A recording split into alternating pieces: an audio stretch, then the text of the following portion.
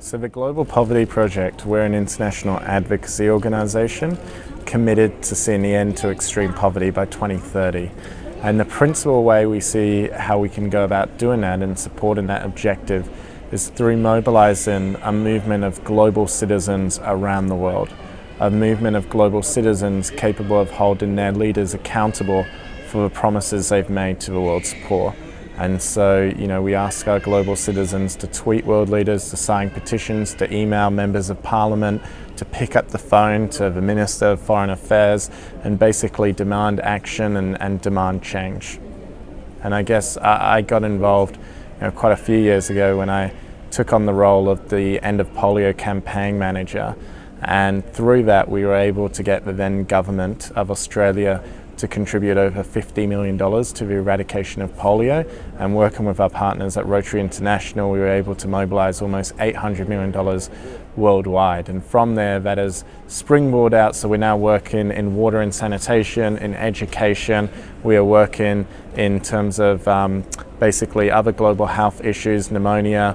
We're working basically to support those efforts that really change lives. And I mean, for me, it's been a great joy, but the biggest joy is being able to see, ordinary citizens use their voice to compel change, and then for that change to be delivered upon. So a global citizen, people ask, what does it mean to be a global citizen?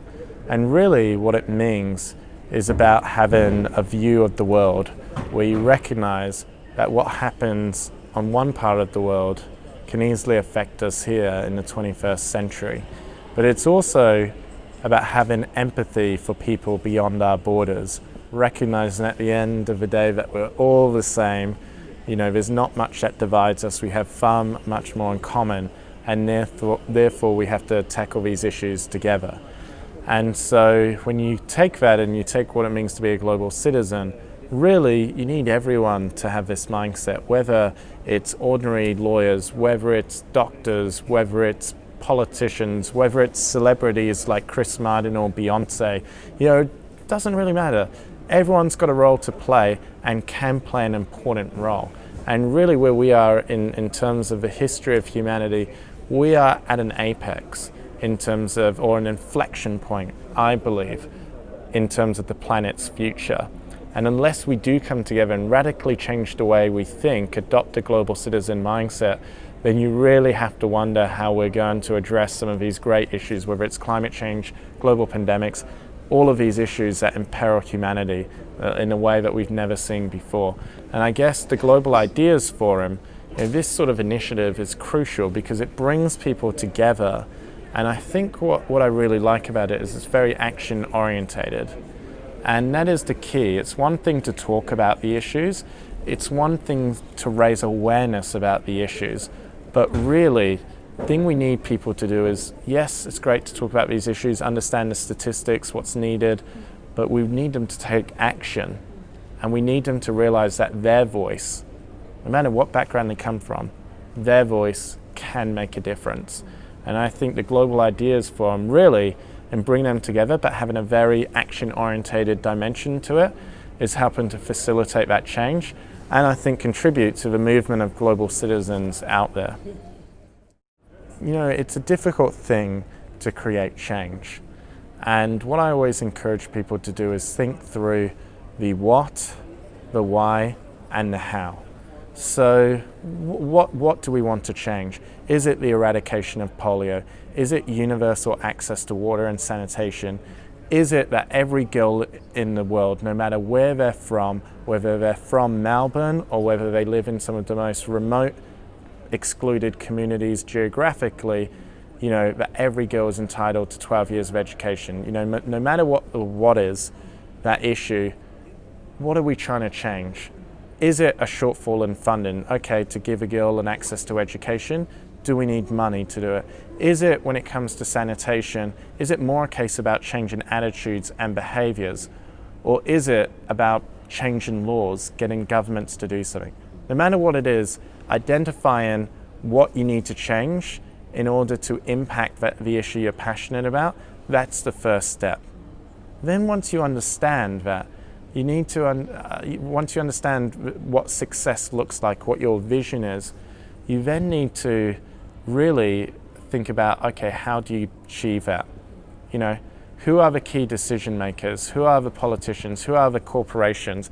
Who are the people that can make change happen in this instance? Because once you understand that, that's where you've gone from raising awareness about a crisis, whether it's the global sanitation crisis, whether it's the fact 62 million girls go without access to education, to advocacy.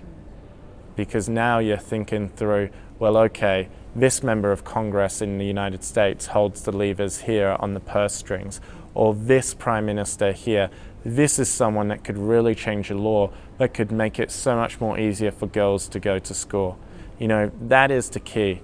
And then the last part is the why, because it's all great to know what you're working towards and how you're going to achieve it, but unless you know the why this is important, not just to you, but to everyone else, it's going to be very hard to get these leaders to prioritize your issue.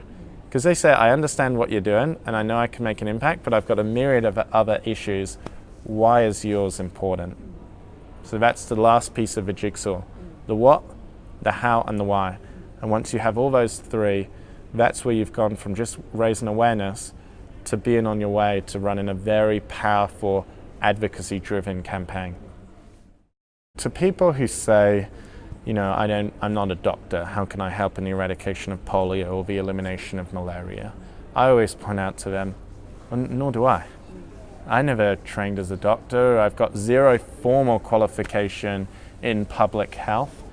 You know, actually we need people like that because we can all do something, whether it's in communications, whether it's fundraising, whether it's advocacy, we can all play a role. And my advice would be, find the experts out there. Go to your UNICEFs, your World Visions, you know, go to the place where there's the experts out there and educate yourselves on the issue. That would be the first part. Ask them what is needed to make a difference. But you know what? Often the policy experts out there aren't the ones who know how to get it done, because if they did, they would have done it already.